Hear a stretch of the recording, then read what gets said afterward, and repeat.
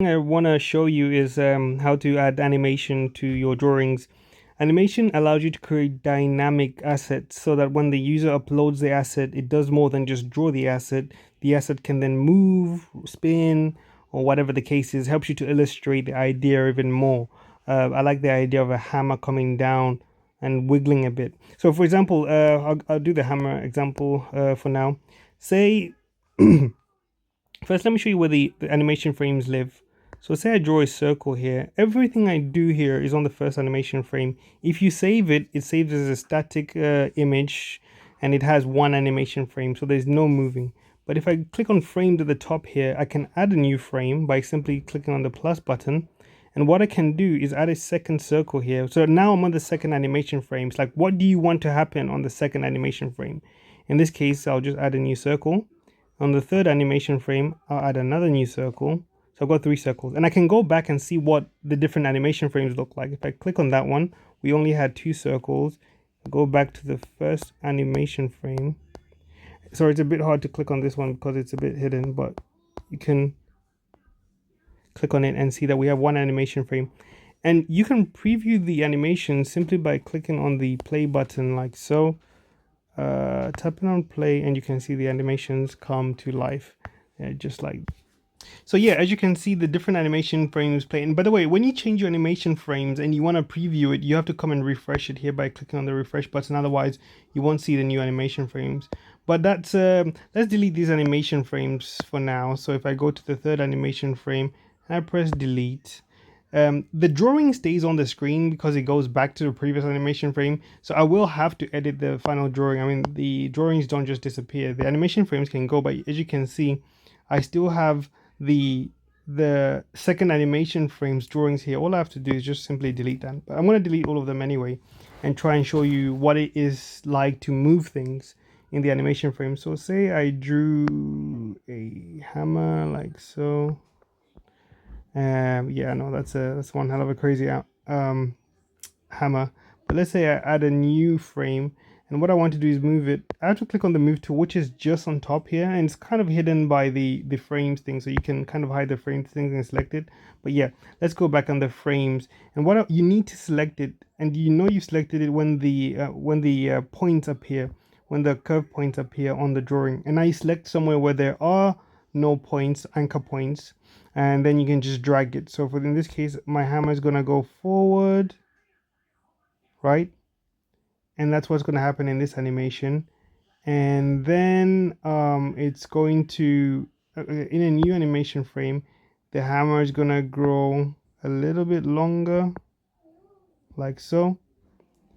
And then in the last animation frame, it's gonna bounce spring back. So let's put it back to where it was.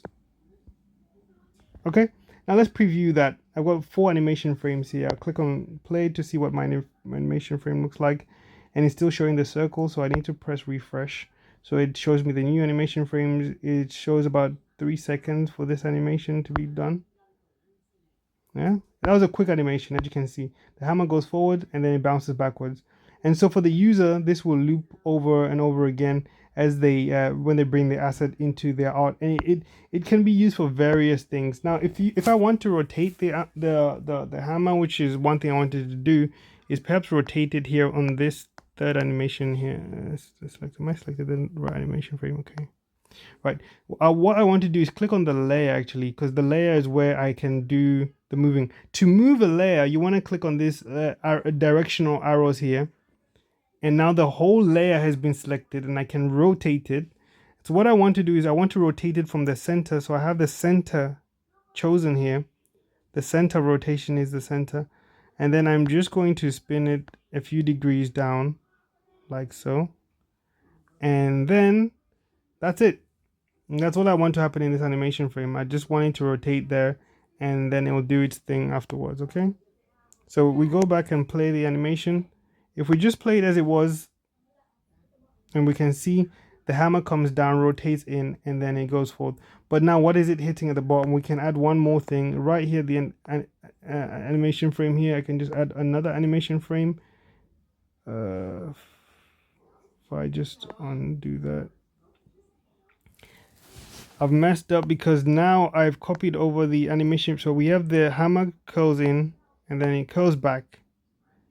So it should have really hit something before. So I guess I have to delete this animation frame. It won't make sense for it to do that. It needs to hit something around this area. So I'm just going to add a new drawing. By the way, when you add new drawings into an animation frame, they don't draw in gradually, they just appear. Okay, so be aware of that. So what you want to do with animation frames is do things like emoji, facial expressions, just very simple animations, but try and put all your drawings into the first animation and then change them over time. If you introduce new art, I mean, there could be cases where you could introduce new art. I'll go with a purple little brick wall here. If you introduce new art, it will just appear. It won't be it won't come in over time. So we're hitting this purple wall over here. The purple wall really should have been there from the start, right? If you think about it. But let's just play this back. Refresh this and let's see.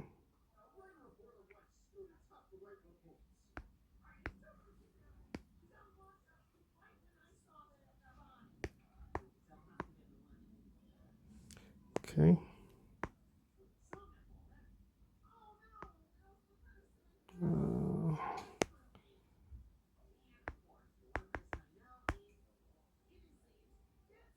Okay, there's our wall.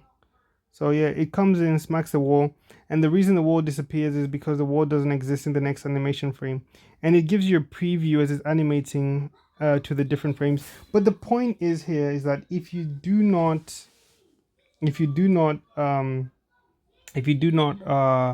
add the wall in at the start, it's going to be odd because now I need to draw the wall for the next frame and the next frame, and it just kind of just appears.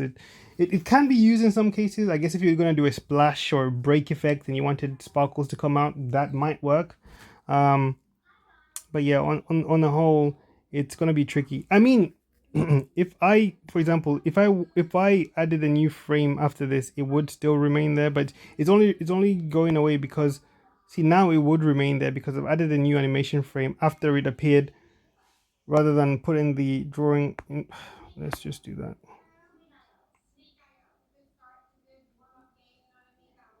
Something like that. Anyway, you can have fun with this. There's so much you can do with it. And yeah, the color there doesn't show up, but that's a glitch that I'm going to fix. The color should show up in the final animation. The color does show up, but in the preview animation the color isn't. Colors aren't being shown, but I will change that. Probably by the time you get your hands on this, it would have already been changed. If you have any questions, obviously just hit me up. I'll be glad to show you. There is yeah, there's probably a few things I didn't mention, but you can discover them as you go. For example, hiding layers can be done, locking layers. You create new layers and you lock layers, and those won't appear over time. So we'll do that. Save. No, yeah, you can save if you want to, but I'm not gonna save. Just gonna discard the art.